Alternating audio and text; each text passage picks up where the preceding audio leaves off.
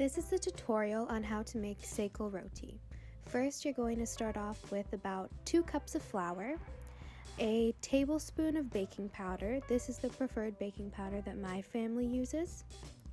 Next, you're going to want to have a teaspoon of sugar, white sugar, and about a teaspoon of butter as well.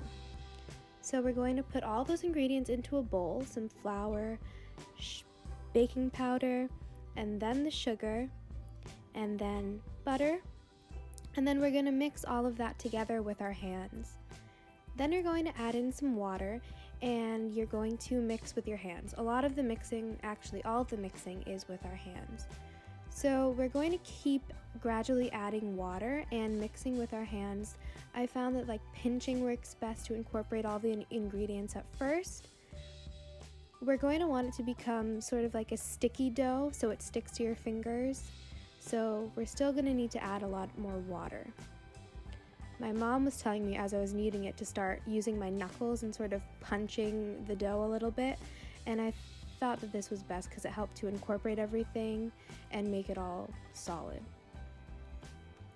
So you just have to keep going, flipping over and using your knuckles until it doesn't want to separate from your fingers, and I found that was best.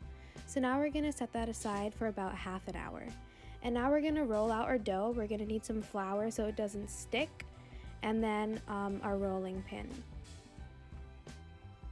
So we're going to roll it to about 1/4 of an inch of thickness. And then after that, we're going to take it and place it onto a pan at high heat.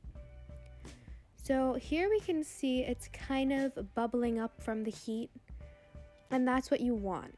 You want it to bubble up for about 1.5 minutes. If you see the bubbles, you know that you did a good job. And then you're going to flip it over to the other side and leave it for about 1.5 minutes. Then you're going to place it into the microwave, and it sort of bubbles up.